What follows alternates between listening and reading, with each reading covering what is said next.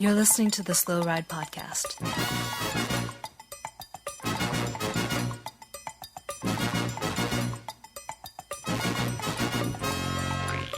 Bikes, advice, and rumors straight from the source. TheSlowRidePodcast.com and on Twitter at TheSlowRidePod.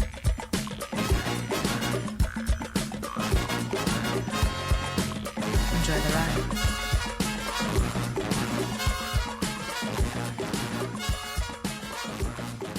Hello and welcome to the 228th episode of the Slow Ride Podcast. This is Tim. Tim, I'm going to need more pep from you this week. More pep. Let's do this again with more pep this time. All right, Hello take and welcome. Up. Take three. Okay, take three. Hello and welcome to the 228th episode of the Slow Ride Podcast. This is Tim, the $1 Million Man Hayes in Orlando, Florida. Hey, this is Matt, Nature Boy Allen in Minneapolis, Minnesota. And this is Spencer, the Bushwhacker, How in Yes. Boston, Massachusetts. Well done, gentlemen. All three of us are in the WWF Hall of Fame. So exciting. All four of us. Spencer's actually a tag team, the Bushwhackers. So good. We have a lot to talk about. Even though road season is done, we have a jam-packed episode to discuss. First up, Yes. we're going to talk a little bit of Coxida, right? The biggest cyclocross race of the year Ever. besides Worlds. And then after that, I need some advice from you guys. You've already helped me sell the Versa, right? Mhm. That thing's gone. Mm-hmm. So we're going to do that. And then we have a brand new segment. And then So- possibly, Just back up real quick to the Yeah. Versa. So she Yeah. passed her driver's test. She passed driver's okay, test. good. but here's the thing. Somehow they convinced me to drive down to Kissimmee tomorrow to meet them at the county clerk's house Uh-huh. or You're office soft, Timmy, you're to soft. get the title over. But I just want to get rid of the car. I'm going to have some cash, pay off some credit cards. It's going to be Sounds pretty good. Well, Yeah. it did say motivated seller, didn't it? Yeah. Yeah. That's Okay, motivation. so obviously you really were, yeah. I'm proud of how this transaction's gone down so far. Me too. I got to make sure the cash transaction. Okay. Yeah, so And then- far when they lowball you tomorrow, right at the Oh, front the of the line. they're envelope's like, only you got, only got 19. 1,800. Yeah, 1900 in it. That's weird. I thought that's what we agreed on. Oh, we just waited in line for 45 minutes. Oh, Oh, you drove so All right, far to get what here. are you going to do? Greg, I'll report back. Okay, And then, sorry for the diversion there, Tim. Continue. If we can squeeze it in at the end, we're going to have a top corner, draft corner, but we got to see if Okay. we can get there. So let's get right into it. Coxida, the sand dunes of northern Belgium, Mm-hmm. the biggest race of the year. The men's race, Matthew van der Boring takes the win by about 45 seconds over Oh, come Wout on. what's van Aert? boring? Wait, check your notes. Was that 45 seconds or 45 minutes? It was Good point. basically 45 minutes. Do you guys? He looked like a pro, and everybody else. Yeah. After you see Vanderpool go through, looked like you're watching a bunch of Cat 4s. It really They did. Well- look terrible. So, He makes them look terrible. little guy, what are your 2 bullet points on the race? Besides that One everyone is else looked that- terrible. The race started, and about a quarter way into the first lap, I had to get up and walk away from my screen for a second, and I came back, and Vanderpool already had 15 seconds, and I was like, holy crap. I mean, I literally just went up to get a glass of water, and the race is over. And 2, that he's pro and everyone else isn't at this point. Yeah. So, Spencer, what were your 2 main bullet points of the takeaway of the men's race? I don't really have two because I left after lap 2. So bullet point 1 is don't let Vanderpool get away on the first quarter of a lap. There's Second nothing you can do. Second bullet point is maybe practice cyclocross in the weeks between races to see if you can get better to maybe hang with Matthew Vanderpool. Those are my 2 my bullet God. points for the European peloton. So let me Wait, can I- couple of things What do you on my end Uh-huh. because I watched most of the race. Matthew Vanderpool, I believe Anthony McCrossan was saying that the his lap times were actually slower than last year, Oh, a little bit slower, disgraceful. and that Embarrassing. there's that, and then Lars van der Haar won the whole shot, which was pretty awesome to see. He's Yeah. back. Wout van Aert had a pretty Poor. tough crash on lap 1. I don't know if you guys saw the crash that he had. and he fell down to maybe 10th, 11th place, and Yep. then did fight his way back to second. So I'm not too concerned about how Wout looked there, even though he was well behind. Vanderpool aside, Wout looked really good Yeah. today. So, and Yeah. Vanderpool clearly was kind of sitting up, but here's the other takeaway that I did have at the end of the men's race. Okay. Was just the lack of emotion when Vanderpool won. Like, it was just like he didn't have fun, right? Because he puts up the Instagram post last week of doing tail whips, and he's like, sometimes you just gotta have fun, which is basically him saying, like, it was boring as hell. Yeah. I'm just gonna do a tail whip now because that's somewhat fun. And now he's like, he came across the line, and it was just like, eh. Yeah. Here's the question though. Toon Arts still in the lead of the World Cup. Now Barely. we know that Matthew Vanderpool did not go to the 2 U.S. stops. hmm Can you guys? Do you guys have a point tally total? Like, how close is it to Vanderpool Uh, taking over? I don't have it in front of me, but Wout van Aert is like 10 to 20 points behind Toon right now, and Vanderpool's nowhere in the top 10. Just because he didn't go to those 2 races, Right? Yeah, So, Yeah, those so there's a guys good scored so chance much. that Toon actually wins the overall. it's possible. Okay. It's. I mean, I it's don't getting know, narrowed down pretty well here, but Those guys hear the Jaws music while they sleep. There's no way that they don't know he's coming. Like, all one of them has to do is flat, and drop far down in one of these coming races, and it's over. That's true. It's So- over. Spencer, you already said it. You left after lap 2. Little guy, you got up to go, get your full Schleck coffee on. And here, I watched the rest of it though. I liked Well, it, man. I mean, sure. I know it's a little boring, but like, he's so good. I mean, it's insane how fast he went down some of those sand dunes, and then you'd watch Toon and Wout go down, and it wasn't anywhere nearly. I mean, near as the amazing. the quote that I saw floating across the Twitter was that Ant McCrossan, the commentator on lap 5, was talking about how good the women's race is and how everyone should go back Exactly. and watch that so during the middle of the men's race. So let's. I think we need to stop the men's conversation. The only Yeah. thing I'm going to bring up is Brian Matter was the only U.S. racer, and Brian Matter, multi-time Schwamigan winner, I believe, and so it was pretty I think so. Unconfirmed. see. unconfirmed. He probably sure. is. I don't actually. At I least don't have once. results in front of me. Let's go to the women's race because the women's race was far superior. Yeah. I want to So- bring up 2 things right away. Oh, I have First many off- things to bring up about this. Well, these are 2 right away. Okay. First off, NBC Sports Gold coverage Yeah. of the very beginning of the women's race. hmm You don't even see them staged at the line. Yeah. They're coming around the corner Turn 1. right away, Mhm. and there's no announcer, so McCrossan isn't even on. So it's just quiet. All you hear in the background is the Human League "Don't You Want Me" song playing in the background, and I was like, all right, if there's a song that actually is a really cool start, it's the Human League. So that was really awesome, and that was my shout out to Kids Okay. Don't Follow, a wonderful podcast on the Wide Angle Podium Network, and it shows I'm cultured. Very good. Why can't they show the women's staging? I don't get it. I'm sure they meant to. I don't really know. I don't have an answer. I mean, this one They normally? they cut in Yes. as the women had already started and were going around turn 1. They're like 10 seconds into the race. Usually they show the tires of the women's as well. Yeah, Probably just a mistake. I feel like, yeah. last World Cup, they missed the whole first lap completely.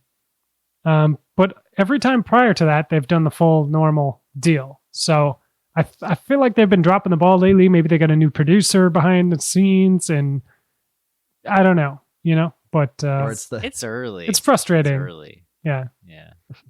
but overall, it's a pretty good event. The race was awesome. Marianne Vos goes out hot, and then pretty much kind of just fades. Rest of the day, Katie Right. Compton, I believe, finished in 13th. Ellen Noble in 18th, I believe, and then there was a sprint for 16th place that was pretty Yeah. cool in the women's race. Lucinda Brand took that one. Won the yeah, World Cup Lucinda. last time, and then won 16th place this time. So pretty hot streak for her. Tim, my one takeaway I want to get out about this race is that I've noticed for I think definitely the last few weeks, probably 2 weeks or 3 weeks. I'm a relative latecomer, I'll admit, but maybe a little newer than some folks. But I've been meaning to say on this podcast, and we don't talk about cyclocross enough on it for me to get this deep, but Denise Betsma, whoever that is that won today. She's been going really good lately, and I've been meaning to bring that up in some fashion. Convenient. And I would really see him like really on point and really like tuned in if I had said that, but I haven't. But I just want to get it on record that I've definitely been thinking about it. Oh yeah. Yeah, definitely. I'm sure you have been. I'm sure you have. I had. And then how'd she do on Saturday? She won. Oh, good. You at least knew that much in your research to make this lie up. No, this is very true. I've been seeing her floating around like that 6th to 10th place, and she's just a name that I was unfamiliar with, So you're always kind of like, who's that? What's going on? And it's pretty awesome to see her have a smashing weekend. Anyway, back to you. Huge weekend. The women's race, I was definitely like McCrossan, and I really wanted Alvarado to get on the podium. Okay. Because of also listening to Crosshairs Radio and how like learning a little bit about her story, like born in the Dominican Republic, but racing for the Netherlands. It's pretty cool. And it'd be great to see her on the podium. But those 4 women were putting on one hell of a show, and it could have been any of those that won. But that attack by Bestema, and then who covered it? Brandmeier? Was that? Yeah, Nikki Brandmeier. Yeah. Nikki Brandmeier. And that was pretty cool to see. I'm a little confused by the U23 and World Cup leader both having the same skin suit. Like, so Evie Richards and Marianne Voss both leading the World Cup having the same kit. Sure. Because one's the U23 and one's like, man, I wish that there's like a U23 race, I guess. I don't know. I'm just a little like, I was like, oh, are they teammates? And then I'd be like, no, they're not teammates. But no, not even a little bit. No. Yeah. Those kids are confusing. It was a great race. That one, if you do have the NBC Sports Gold app, is one to catch on the replay. I rewatched it. I, of course, didn't wake up quite early enough to catch the first 2 laps, so I saw the end, and then I went back and watched the beginning later, and that's a wonderful thing that you're able to do. So, yeah, very exciting. So yeah, definitely go to NBC Sports Gold, check it out. Coxida is one of the main races as we are at the end of November going into the December season. Still another 3 months of cyclocross. Maybe Vanderpool actually decides to wrap it up a little bit so he can prep for the Mountain Bike World Cup. And the road. Yeah, it's going to be interesting to see if Wout duplicates last year by getting second every single week until the week that matters to him. Yeah. Well, and then comes hot into the spring classics, right? Yeah. I mean, like so far he's on track, it's. I mean, I gotta imagine he actually isn't that worried. Like people are freaking out, like, oh, he's not doing that well. But like, how did it go last year? Yeah, he got second in every race. Yeah. He won Worlds, and then he had a huge spring classic season. I mean, worst case scenario, that same thing plays out, and maybe he pulls a podium at a classic in the spring, and like, I mean, come on, like, take that. Yeah. So, this has to be Vanderpool's last year of racing cross this full time, right? Like, I don't think so. Because it's he'll good go training. into the mountain bike to start prepping for the Olympics. Maybe. I mean, see why I said this. I think we've been watching live streams of Vanderpool training rides for the last few weekends. So I'm with you here. So I guess what I'm bringing up is that go on. The next time we're going to be able to see Vanderpool race in the U.S. is going to be he's going to come to Mount St. Anne for the Mountain Bike World Championships, and then he's going to come to Snowshoe at the end of, or was it the first week of September, 7th, 8th. He'll probably be there. I would assume that he would go from Mount St. Anne to Snowshoe, West Virginia. Maybe a slow ride podcast. I don't know. Vacation to Snowshoe. He does seem to hate America. He did complain a lot about the World Cups that were being hosted here. Mm-hmm. Yeah. So was there no confetti cannon for him? There was confetti cannon. Okay. Well, he doesn't have that to complain about. So I don't know what to tell you. Well, Coxida, great stuff. Anything else you guys want to add before we close this chapter of cyclocross? No. Before we get into the exciting stuff of the podcast? Okay. No, let's move on. So I subscribe to a fair amount of cycling publications. I get a lot sent to the house. Yeah, you're one of the few. Like, I know. If they still print it, I get it. Probably my favorite one to get right now is the American Cyclist. magazine, which is basically of the Adventure Cycling Association. So it's the Adventure Cycling magazine. So it's nothing but bike touring stories. This is how I Pannier ads. Pannier ads. A lot of talks about S&S couplers. Lots of advertisements for places to go glamping while you're riding your bike. A lot of bike tours. I'm always amazed by some of these bike tour companies because it's clearly someone that's like, yeah, I pulled out a map. I want to go to France for the tour, but I can't afford it, so I'm gonna have 7 of you jerks pay $1,000 and I'll take you all around, and like get a free trip out of it. That magazine is really cool. It's how I learned about Lael Wilcox, the woman that won that has the record for the Continental Divide, Ride the Divide. Yeah. And bikepacking. Anyway, so read this magazine. I'm really into the idea of it. Okay. And so I decided that I want to start bike touring. I'm sorry, the connection broke up a little bit there. I'm not sure I caught what you just said. Could you repeat that, please? Yeah. So what I'm saying is, and just clear the air so you guys can all hear this, is that I think I want to start bike touring. Yay! I did one bike tour in my life. I went from Minneapolis to Chicago. I bought a Surly Crosscheck. I loaded it up with way too much stuff. I had a front rack. I had a rear rack. It was like 300-mile ride, and for some reason I brought like a book, like I was Henry David Thoreau, and I was gonna just start writing my own version of I don't mind taking a field notes thing, like that'd be pretty cool. You can write down your mileage, just take some field notes. I brought like a moleskin so I could write like lyrics to like my next great American novel. I don't know what the hell I was thinking when I did it the first time. Mm-hmm. I overpacked. It was fun, but it wasn't fun. So here's what I'm thinking of doing. 300 miles. You could just knock that out in a day.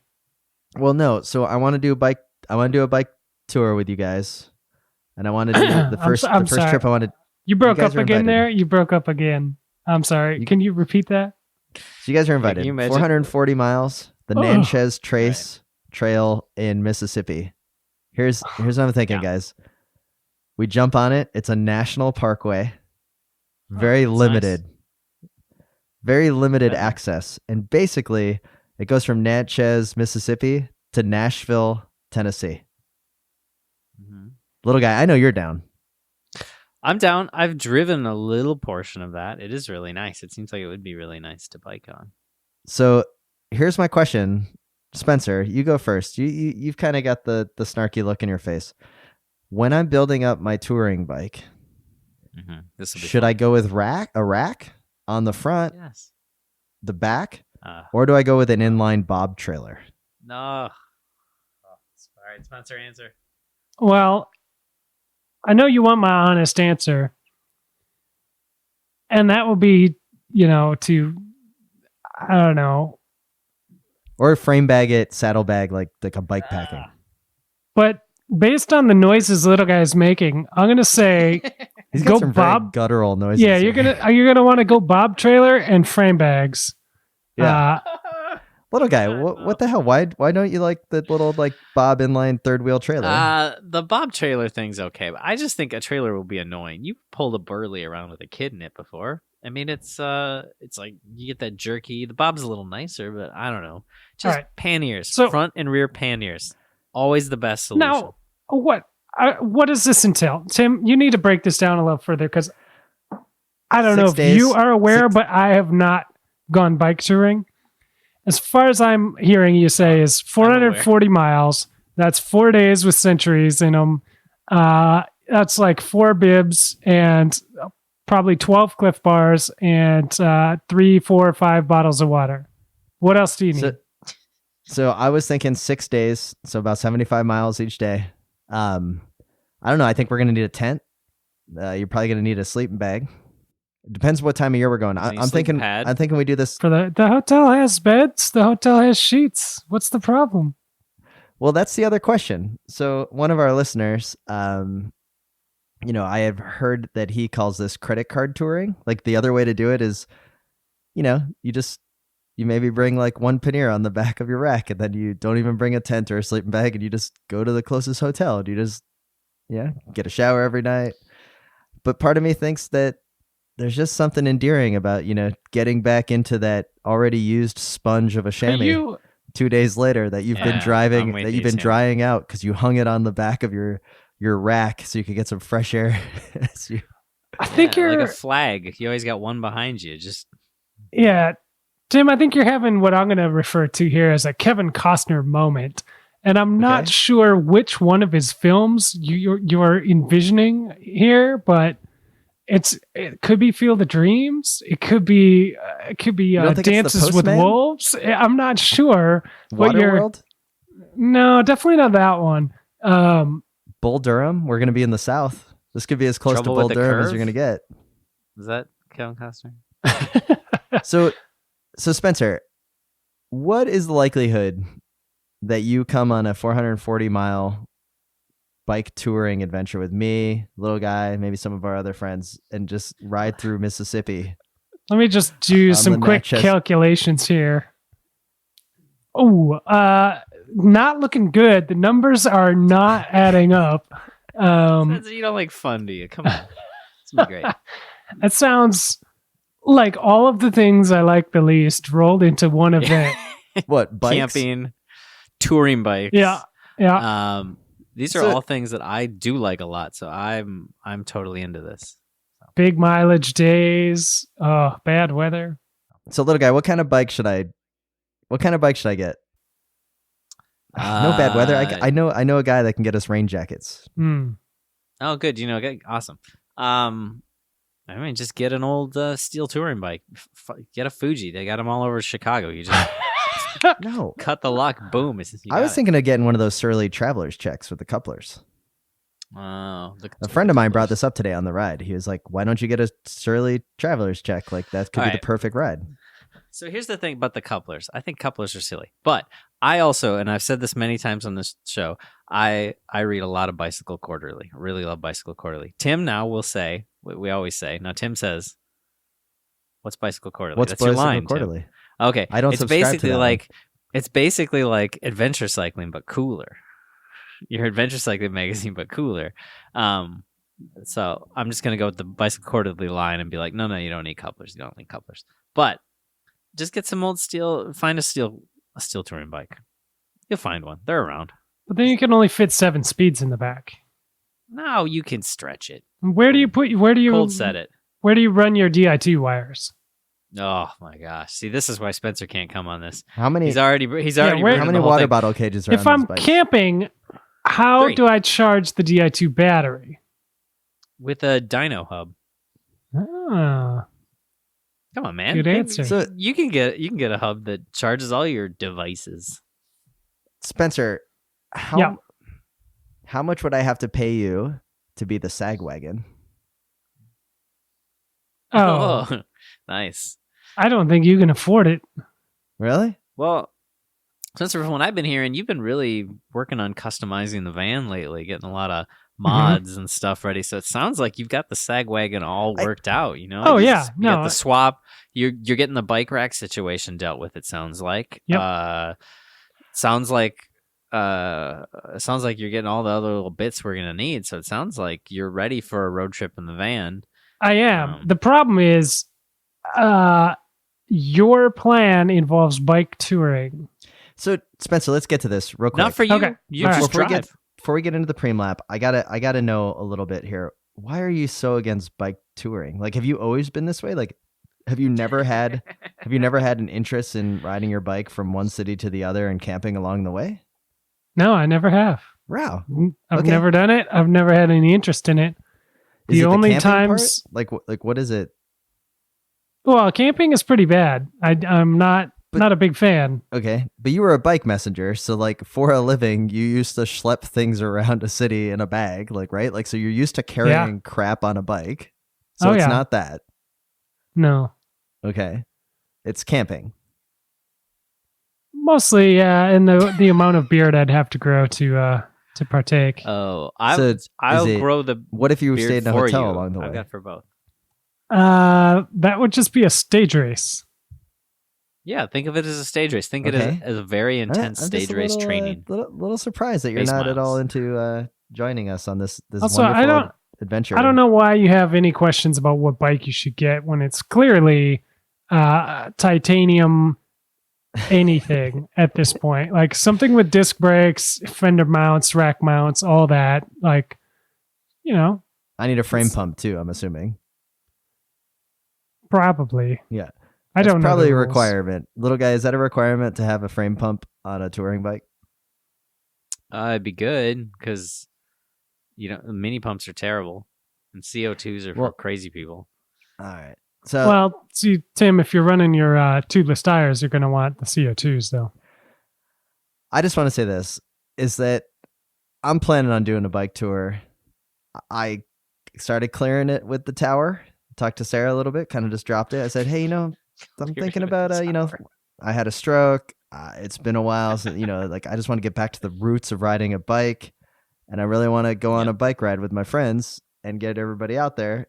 And now I'm completely hurt that Spencer doesn't want to partake. Oh, so I see what this is. You need us as leverage.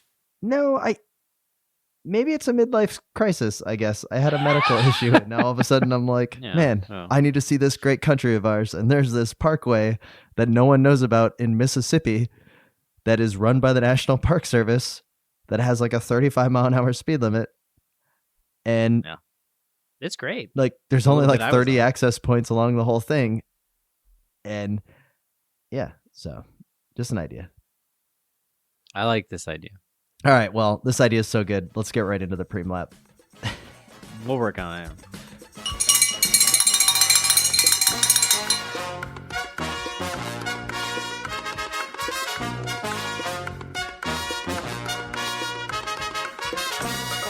I'm Ella Noble, and you're listening to the Slow Ride Podcast. All right, Spencer, who are we racing for this week in the preem lap? Tim, I'm pretty sure you are well aware of our new sponsor, PowerDot. Are you not?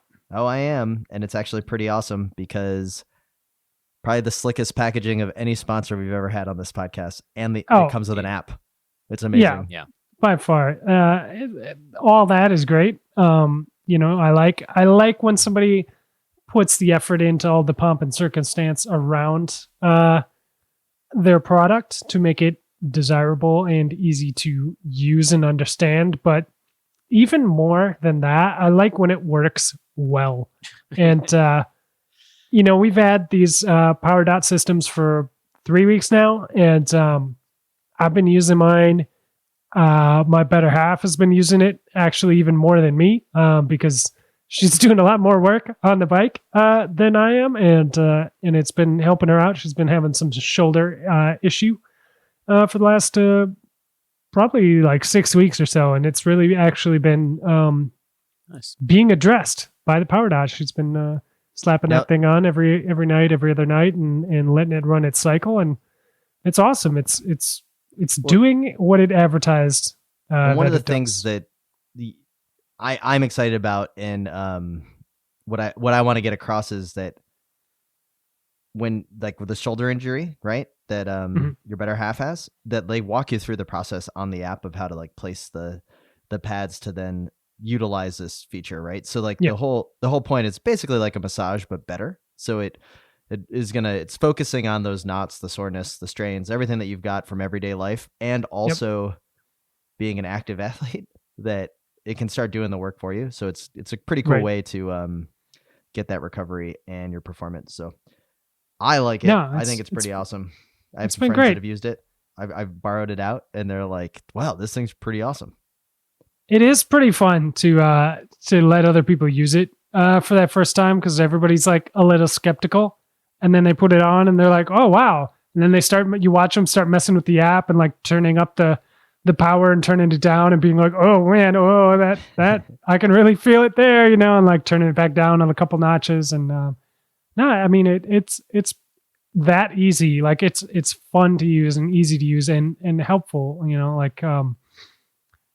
like you said, reducing the soreness and all that. But Alex has been using it the past week or so, and I got to say, guys, she rocked the 1 cog yesterday at a local cross race.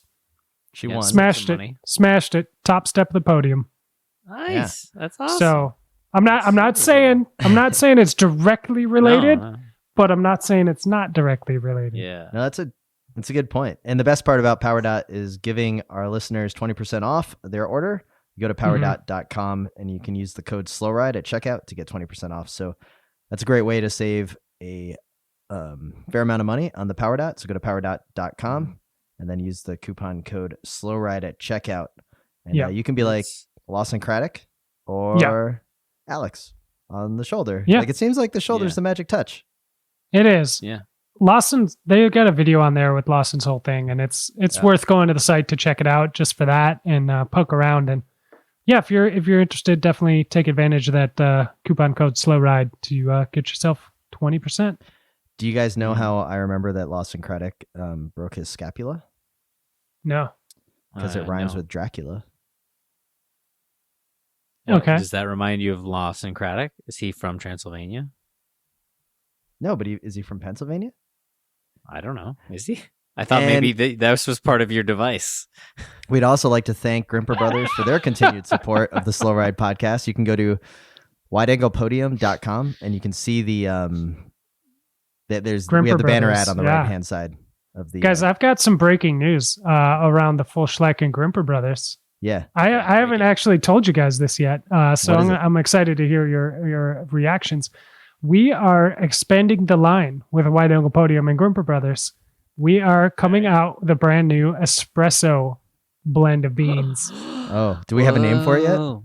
We do not. Well, we have not announced the name yet. I do have a name for it, but that big reveal, we need to do this whole marketing hubbub around it, and Okay. my creative director would kill me if I released it. Yeah, we got to get now. the hashtag all set up and everything. And Yeah, known the we got to space. buy the So Snapchat. we have and- new. yeah. So get your full Schleck now. Are you still going to be able to get the full Schleck from Grimpeur Brothers and the new espresso, Mick? Oh yes. Oh, yes. Very exciting. Okay, good. Pretty stoked. So you can $25 get you a sweet bag of coffee from Grimpeur Brothers, the full Schleck blend. The best part is it's roasted earlier in the week and then you get it by the weekend. So it allows you to get the freshest beans all at once. So like order it now when you listen to this and then you'll get it soon.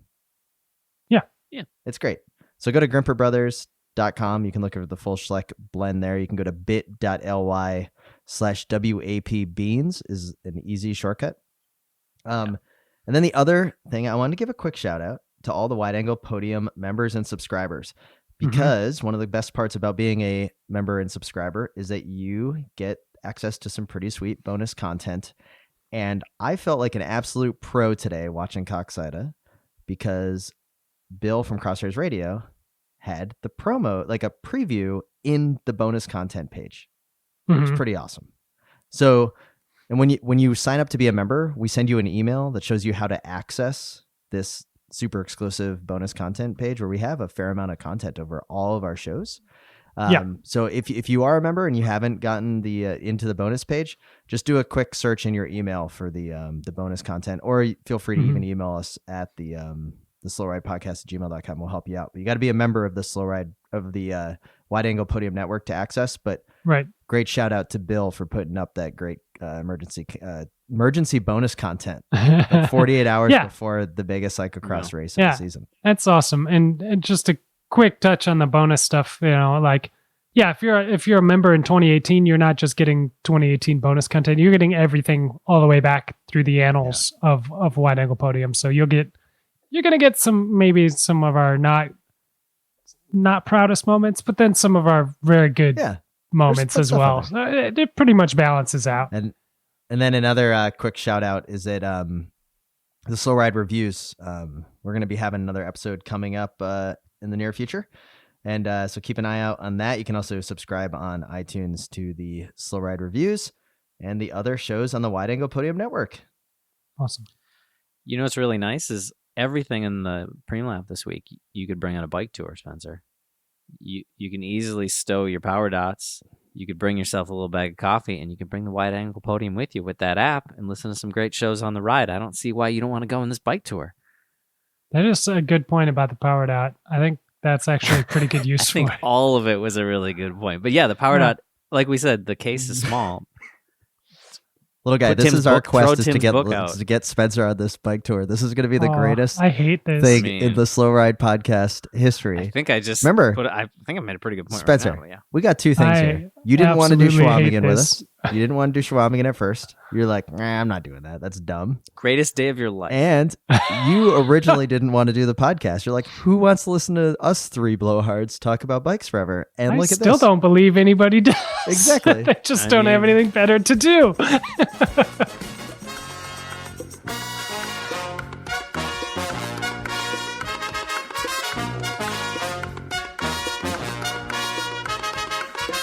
Hi, I'm Helen Wyman, and you're listening to the Slow Ride Podcast. All right, guys. So once again, as always, you can always email us at theslowridepodcast@gmail.com. We have a couple of quick emails to get to this week. Little guy, you got a call out Yes. right away in the subject line from Justin Bristol, a friend of ours from Savannah, Georgia. I actually had beers with Justin a couple months back. So he's doing pretty awesome. cool. He's got a child on the way, and he hits us up with a question for the Oh, Bike right. Shop Little Guy Cross Podcast. Dear Mr. Little Guy and Maddie D from Bike Shop CX, this is really a hard stretch for a Bike Shop Cross joke salutation, but be patient with me here. He goes, the end of cyclocross season is coming, and I'm going to need something to pass the time when I'm not looking for excuses to skip intervals. Of course, this means a crazy bike build. I'm currently riding a boring single-speed cross bike with disc brakes. It's the fanciest aluminum frame with a carbon through-axle fork and some other modern nonsense that makes it not at all interesting. I'd like some help from Mr. Little Guy. I'm thinking something weird like interrupter levers to the handlebars, or maybe building it up as a 2x1. Should I just go dumpstering for an old Fuji instead? Thanks for help for me to pass the winter bored in Georgia. Yeah. I got some ideas. I'm so scared. one I really like it. I mean, he puts a good point out there. The 2x1. That's silly. I like it. Go for it. Make it a 2x1. Why not? Would you need to have a one's doing singulator things on the like that. back to make it a 2x1? Yeah, you get that chain tension, right? Okay. You know, so just that chain tension. So that's silly. I like that. But the interrupter levers got me thinking. He does need to go buy a whole new bike. This is going to have to be a build from the ground up here. Can you tell I'm me what an thinking- interrupter lever is for like the layman that listen to this podcast? It's like the little levers you'd have on the flats on the bars. So you remember when? Yeah. So here's the point: when we first started racing cross in the mid 2000s, they were popular up top. They were very popular, right? And after a couple years, we all realized nobody needs these stupid things. Just put your hands on the hoods or put your hands on the drops. Like you never need to brake from the tops. But I think the interrupter lever is a great place to start to build yourself your dream 2005 to 2006 or 7 cross bike. It's the perfect time to snag those deals on half aluminum, half carbon Ridleys off eBay. Mhm. Like the carbon triangle. Yeah, carbon rims, but with an aluminum brake track. You could literally around an interrupter lever, pick your favorite interrupter lever, and then build that dream bike from Around 10 the to interrupter 15 lever? years ago.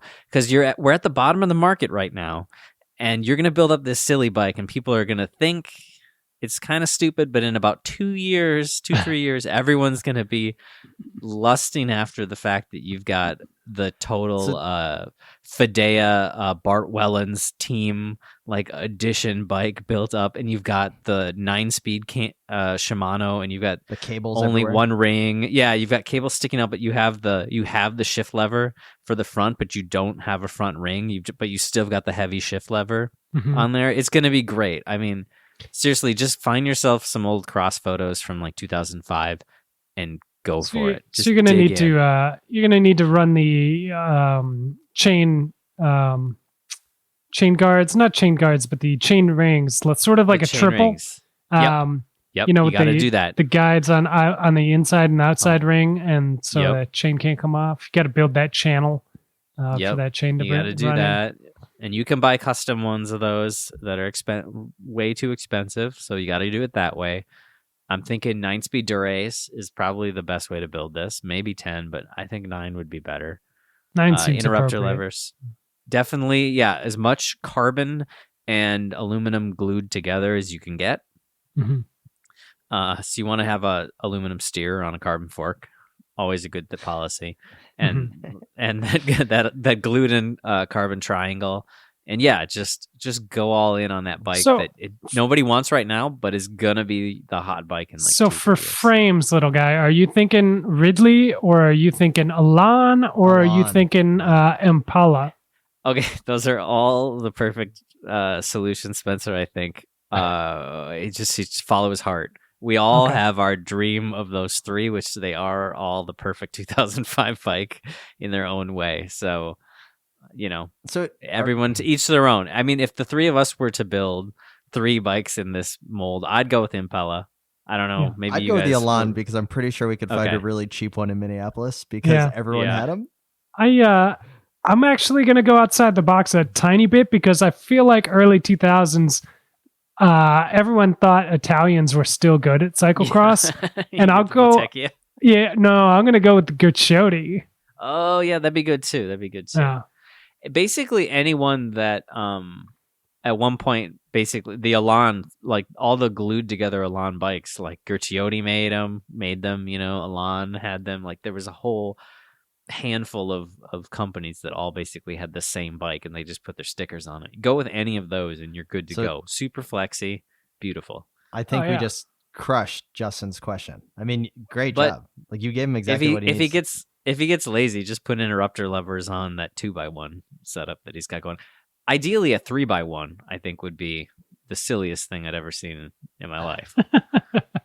and people are gonna think he's on a single speed, and then when he flies up like the steepest grade of any cross race past them, they're gonna be like, what? They're gonna have to look again and notice that he's got like a total dropout granny gear, so he can do like a total 1x1 and then throw it in the big ring. It's gonna be beautiful. Oh, what a great idea. We also got a quick follow-up email to our award-winning reading. I mean, Spencer, you absolutely crushed it straight out of like Poetry Slam when you read Eddie's book, The Bike Ride. Mhm. We got a quick shout out. Oscar Ye hit us up and said, "Hey guys, thanks so much for the nice surprise. Eddie was absolutely beaming as he listened to the latest pod.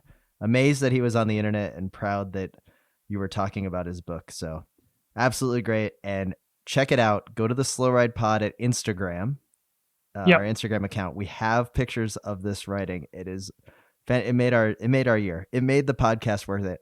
I would put it up there with getting a press pass to Richmond Road Worlds. Oh, definitely. I will say that it's probably my second favorite moment of doing the podcast. My favorite moment was actually Sorry. going into the press room and having to sit for photos with a guy that was clearly from Switzerland, that English wasn't his first language, and he was just kind of like, oh, Slow Ride Podcast, we're getting the credentials printed up and we were posing for our picture, and he was very like, who are you jerk offs? Like, why are you even here? Like, I don't even want to talk to you guys. Yeah. But Yeah, that was Eddie's a good moment. book is right up there. I mean, this is just fantastic. So thanks for the feedback, Oscar. We really appreciate it, and we appreciate your support of the Wide Angle Podium Network. Yeah. So, guys, I know you're sitting there going, Tim, how are we gonna top this show? I mean, we are already 43 minutes in, and the only bike race of importance was Coxida. What's the nightcap? And Yeah. I got to tell you, I've been thinking a lot about this segment. And, a lot of people out there, they say that money isn't everything. But to me, $1 Million Tim, money is the only thing, and everyone has a price. Oh, wow. So you listen here, Wow. guys. Here's how this is going to roll. I've got a list of some conundrums, some cycling conundrums. Okay. And you're going to have to tell me how much I would have to pay you to actually do these things. So as an okay. example, just to start out, I'm going to throw you an easy one. how much am I going to have to pay you to use aero bars on a group ride? Like your local group ride, you have to show up with aero bars and to use them. Clarifying question. And I'm only paying one of you. Clarifying question. Go ahead, Are these Spencer. just clip-on aero bars, or is this a TT bike? That's a good question. I will say that these are clip-on aero bars just to make it even. Now, Somebody lost my clip-on bars, so so I'm literally- gonna need to borrow some. yeah, you're going to have to borrow Is them. that supply? Okay, $1 million Tim. So $1 Million Tim can supply these for you, but how much? Thank you. I'm assuming neither of you guys want to do this for free. No. So how much would I have to pay you to use some aero bars on a group ride? Clip-on aero bars. Like you're showing up to the Good group Lord. ride with these on. What is this, like the straight roadie, like serious group ride? Oh yes, this is the Tuesday Night World Championships. Oh. Ooh, that'd be good. No, so here's here's how I'm gonna really screw you, Tim. I'll do it for $50 because I'm gonna get dropped pretty quick on that ride, and there's nothing I can do about that. So you would show up to the start shame- and you would ride shame will be until you short. got dropped in your aero bars Oh, yeah, sure. I'll do for $50. that. Funny. Yeah, All right, that'd be Spencer. kinda funny. Spencer, what's your price? Oh, I'm definitely not that cheap.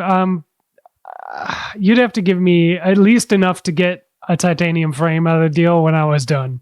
Oh wow. Oh, So wow. it's like here's the thing. Really? Think selling about it. the hate that you're going to be getting. Like you would have to withstand a lot of yelling. Yeah. Think of how much Chris Smith is gonna be mad at me. It'll be funny because he'll know that I'm joking, but he'll be really mad at me the whole time. So 50 So bucks. yeah, my theory is that with that situation, I would never want to show my face around the scene ever again. So I would need a nice titanium bike to go on long solo rides on. Or bike touring. So Yeah. there you go. So $50. Spencer, unfortunately, you've been priced out of the market, and I have found a better deal with Little Guy. So I'm gonna go to Little Guy here for that one. Okay. Next question. We're gonna raise up the difficulty a little bit. Okay. How much would I have to pay you to wear a bike helmet for 72 hours straight? Like every single, like if you're taking a shower, you've got a helmet on till you go inside the Oh, I grocery gotta store. Sleep in it. You go to work, you go to the movie theater, you go to the restaurant, you're wearing a bike helmet. I And gotta sleep in it. the too. helmet of choice is that it is the Scott Arrow helmet that makes your head look like a mushroom that's really, really Oh. big. Brutal. Oh man, that's tough. I don't know. I mean, it might be kind of funny. 72 Just- hours. that's a long time. Wow. Yeah. I don't know. I think for the first day it would be kind of funny to just walk around in that helmet and deal with people's weird looks and just sort of smirk back at them and try to act normal. But after a while, you probably run into the same person a couple times and they'd actually think you're insane then. You know, it wouldn't just be funny anymore. $1,500. $1,500. That's kind of expensive. Wow. Spencer, how much do I have to pay you to just, you'd have to go to work. You work at a predominantly a mountain bike shop, right?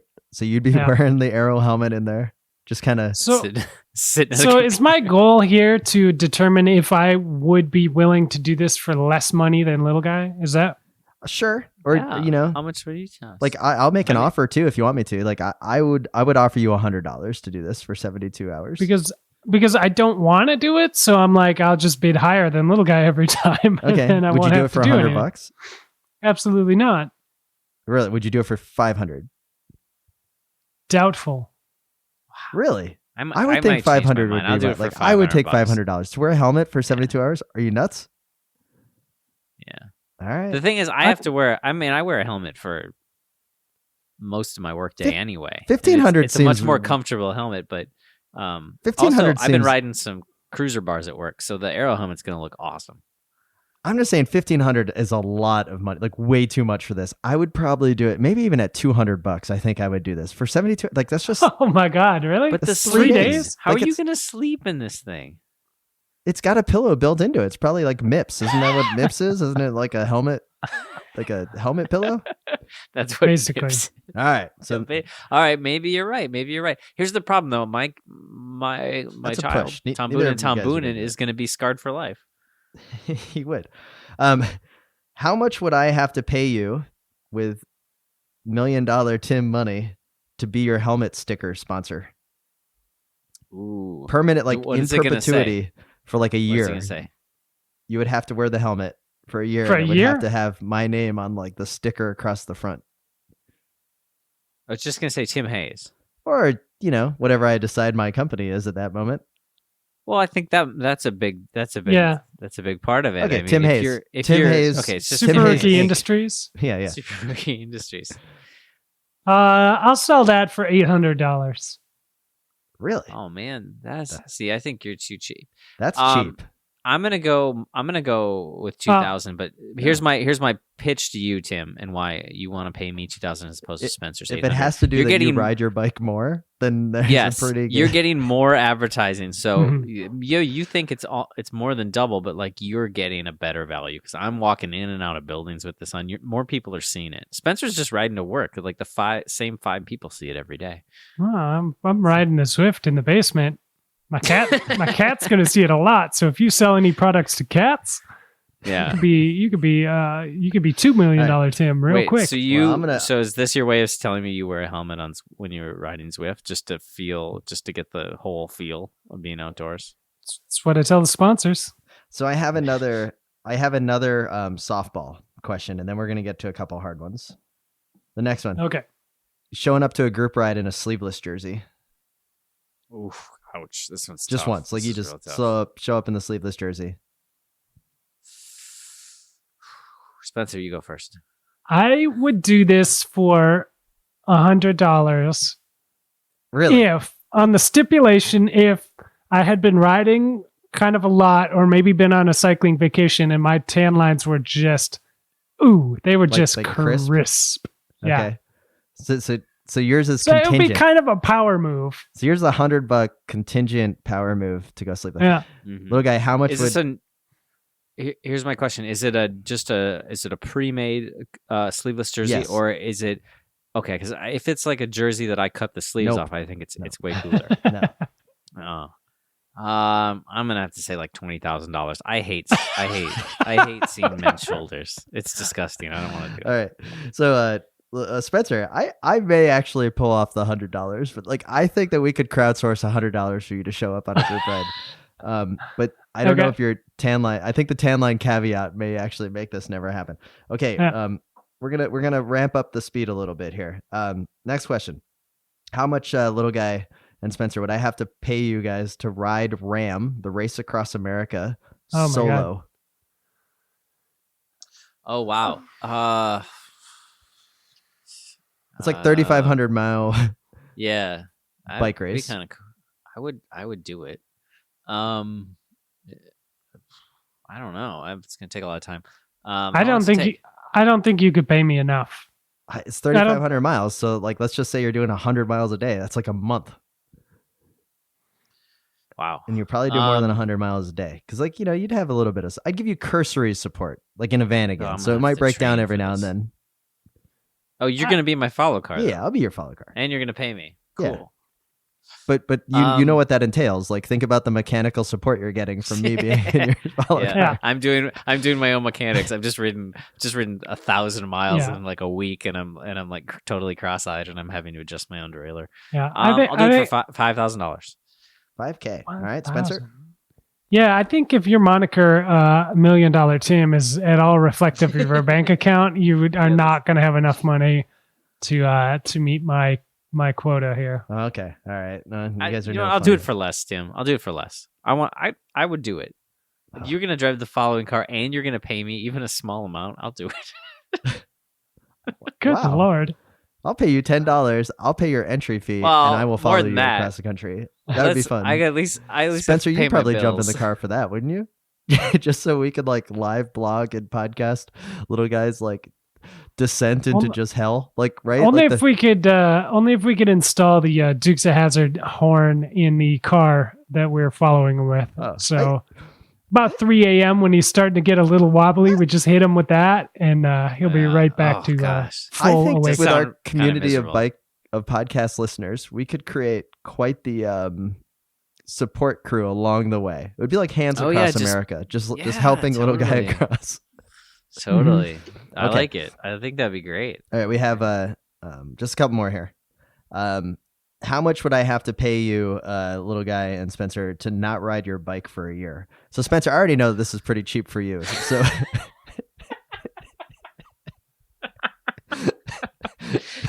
Bird. Sorry. This is a huge number. I would lose my freaking mind. So $1 million. This is priceless to me. I don't know if I could Yeah. go a year without it. Spencer? No, I'd lose it.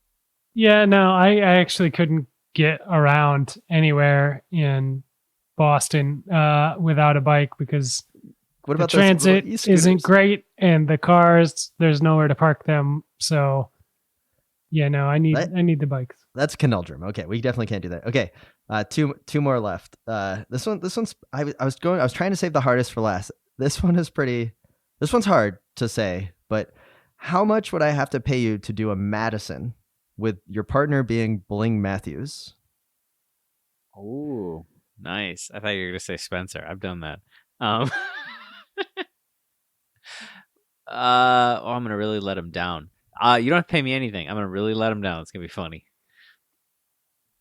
Okay, so for you would do it for free with just the hope that, well, the knowledge, because no matter what, you know that it's going to be your fault, and it is going to be one come on, heck you of a know, tongue lashing that you're going to get. I mean, from I'm Bling going to get Matthews. chewed To you, out it's by. He's going to be like you yeah, just he's do gonna that be- for free. Oh, it'd be pretty Well, funny, and that's I'm he's going gonna- to be so mad.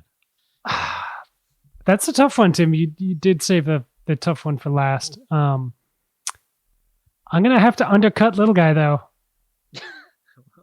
Interesting. I'm gonna say $1 million Tim. I'll give you $50 if you can set that up and make it happen. Okay, Oh, wow. so we got to talk to Mitch Docker, see if he can make some calls, and then Okay. see if I'll- Bling Matthews needs a Madison partner. I think You know like what? we I'll don't throw want in to do it on the. 25 for we don't- Spencer. Oh, you're going to spend the money? I don't think we want to do this Madison on a like on the Blaine Velodrome where it's really steep. We got to do this at like Kenosha where it's like 20% gradient. Like, just can you imagine how mad he will be if you throw him in like Yeah. with just jelly arms? He's really Well, here's the thing. I will throw in some money so Spencer can do it with Blink because I've done Madisons with Spencer, and a lot of I know the feeling of being out in the Madison. You start the Madison with Spencer. You do maybe a couple handoffs, and then you're coming around. And you're like, where is he? And if anyone's done the Madison, you know that you get that burst of speed, and you're in there, but it's so fast and intense that you're just trying to go as hard as you can until you see your partner, and you coming around and you're starting to lose the wheels. You're like, where is my partner? And then you peek into the infield and you notice your partner in the infield, and you're like, what is he doing in there? And he gives you this look of so and you're like, oh, I'm out here by myself. so Spencer could do that to Bling Matthews basically. Oh yeah, like Spencer, I see you doing 3 handoffs and probably hanging in there. I see you. I think you got 3 good handoffs with him, and he's like, oh, maybe this guy's legit. Maybe he's good.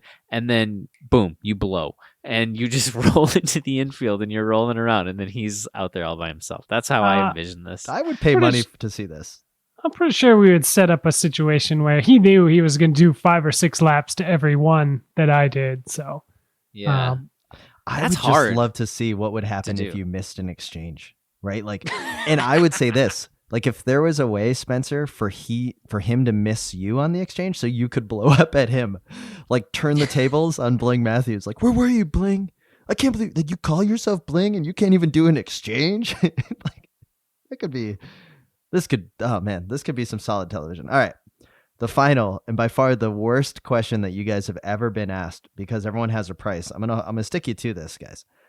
How much would $1 Million Tim have to pay you to be the head official of a UCI Women's Cross World Cup race, and you have to tell the field after 1 8-minute lap that they only have 3 more to go, thus making it a 4-lap, 32-minute race, well below the stated minimum in the UCI rulebook of a cyclocross race? How much would you have to be paid to be that person to tell them Why that? would I do that? I don't want to do that. I think you got to put yourself in the officials' shoes here. Like, Yeah. like they are not doing this at like they have to be paid to make this decision. Like this is definitely quote unquote the man making this decision. This doesn't just accidentally happen. Yeah, it's not complicated math. It's weird that it happens so often. It's really not that hard. It's pretty basic arithmetic. I think, Tim, I think you're maybe overblowing this a little bit in regards to how bad this would be. You may not have to pay us that much because I'm thinking since they are so used to undershooting that 40-minute time, that they've got a pretty good system, like layers of buffer in between the racers and the managers and the soigneurs and stuff and the actual official making that decision. So I think they're probably pretty insulated.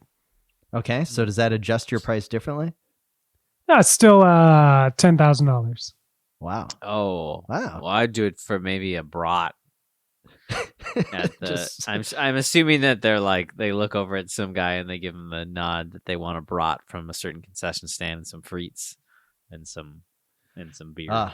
Well, guys, I don't know about you, but this new segment was a rounding success. So if you have conundrums that you would like the gang to solve in the $1 Million Tim segment, $1 Million Tim Corner, because everyone has a price, then please email us at theslowridepodcast@gmail.com. You can also tweet us at the Slow Ride Pod. You can Instagram us at the Slow Ride Pod. And we would love to contemplate these on a future episode. Please rate and review us on iTunes, Stitcher, or wherever you get your podcasts. And we'd also like to thank BK1 of Rhymesayers Entertainment for the intro and outro music. And finally, once again, Power Dots. Go to powerdot.com and use the coupon code SLOWRIDE to save 20% on your next order. And Grimpeur Brothers still can get that full Schleck, but check our marketing minute calendar for the brand new espresso.